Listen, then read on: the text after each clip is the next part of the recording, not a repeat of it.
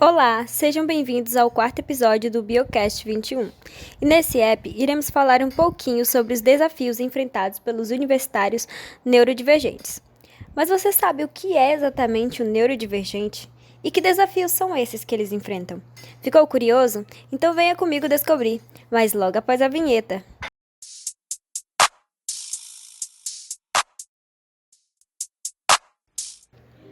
Olá a todos, eu me chamo Juliane e hoje eu vou dividir uma boa conversa com minha colega de mesa Roberta.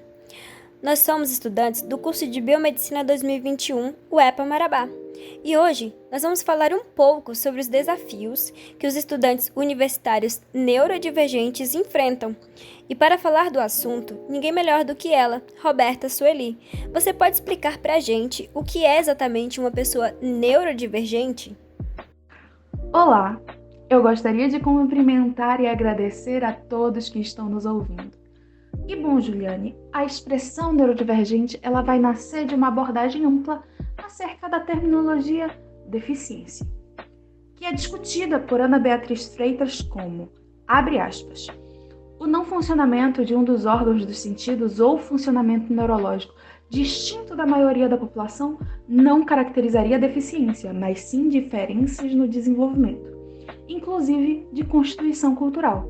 Fecha aspas. Mas a história dessa terminologia, ela nasce na década de 90. O termo neurodivergente, ela é cunhado pela socióloga Judy Singer, uma australiana.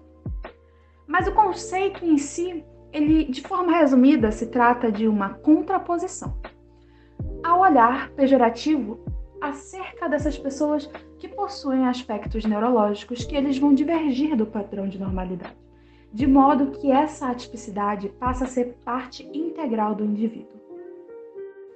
A terminologia ela vai contemplar uma gama de condições devidamente expressas no DSM-5, e dentre elas vão estar os transtornos afetivos, como é o caso do TAB, que trata-se de transtorno afetivo bipolar, ou alguns transtornos de personalidade, como o TPB, que é transtorno de personalidade borderline, ou transtorno de neurodesenvolvimento, e aprendizado, como TDAH, TEA e dislexia. E esses são só alguns dos muitos exemplos. Nós também temos o caso da síndrome de Down, que também se adequa a essa terminologia. Entendi, Roberta.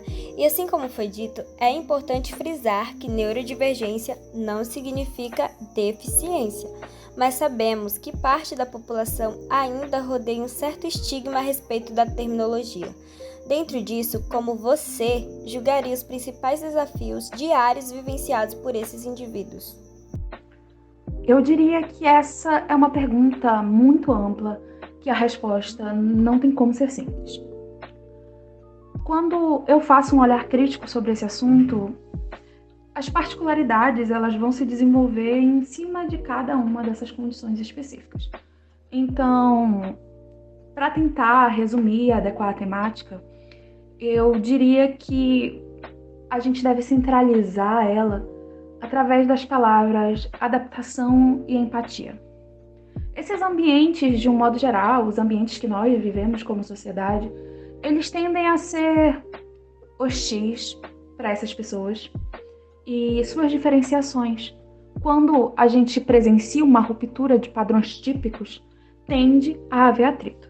Por exemplo, eu sou uma pessoa que sou diagnosticada com TDAH, que é transtorno de déficit de atenção e hiperatividade. E dentre as dificuldades que eu vivenciei durante toda a minha vida, a que eu diria que foi mais presente foi a sensação de privação. Eu tentava me adaptar aos ambientes e às estruturas que pareciam engessadas e eu me sentia limitada. Os ambientes, eles pareciam ser feitos para que eu tivesse que me adequar a uma caixinha que não parecia ter sido feita para mim. Compreendemos. Mas falando agora a respeito da vivência das pessoas neurodivergentes no âmbito acadêmico, é notável que há uma certa dificuldade por parte dos estudantes, desde a escolha do curso ideal até a entrega do diploma. A vida universitária, ela tem muitos desafios. Olha, isso diz muito sobre a minha vivência como estudante. E eu diria que o ambiente universitário, ele já é estressor naturalmente para indivíduos típicos, a adaptação ela já vai ser difícil. Para as pessoas neurodivergentes, elas vão apresentar adversidades diferentes. E isso acaba gerando algumas consequências ainda mais estressoras. Bom, quando a gente vai falar sobre o ambiente universitário e sobre como funciona a adaptação, a gente precisa levar muitas coisas em consideração. E esse debate, ele necessita de uma quantidade grande de pessoas que elas possam acrescentar a esse debate.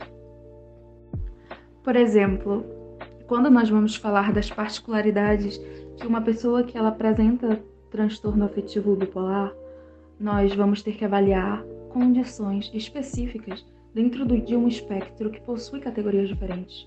Ou quando discutimos sobre o TEA, nós teremos também particularidades que elas precisam ser discutidas. E para isso, nós precisamos dialogar com essas pessoas e conseguir adentrar as limitações desses indivíduos de forma que isso seja claro e que nós possamos determinar medidas específicas. Eu diria que quando a gente olha para essas pessoas especificamente, a gente tem que fazer também uma visão pedagógica, tem que olhar para as particularidades e desenvolver aspectos de metodologia.